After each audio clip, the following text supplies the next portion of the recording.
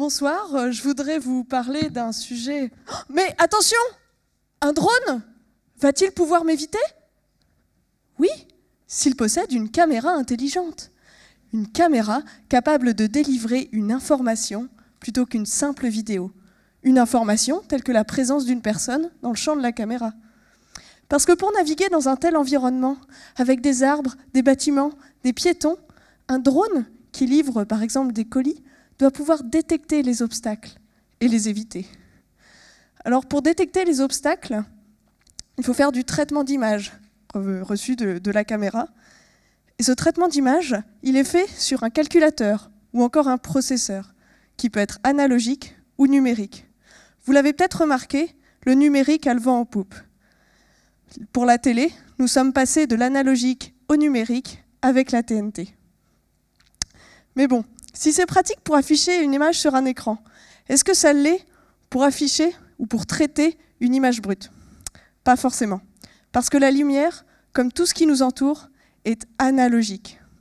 Pour le visualiser, prenez un arc-en-ciel. Le passage d'une couleur à une autre est un dégradé continu, sans coupure nette entre le orange et le rouge.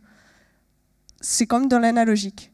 Mais si on considère qu'un arc-en-ciel est fait de 7 couleurs distinctes, alors on raisonne comme en numérique. En numérique, les calculs sont donc simplifiés. Mais ça consomme plus d'énergie et on perd de l'information, les nuances.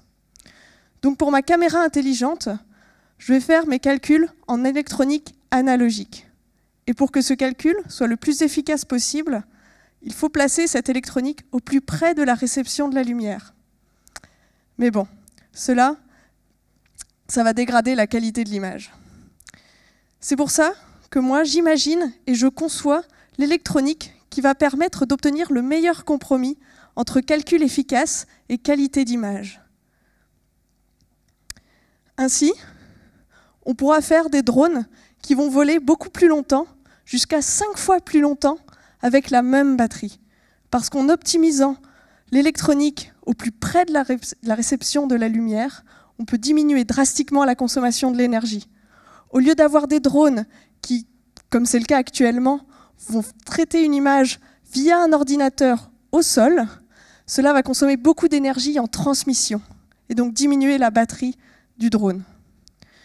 Avec mon système, on espère avoir des drones qui vont voler, comme je vous le disais, jusqu'à 5 fois plus longtemps. Et tout ça sans nous faire peur.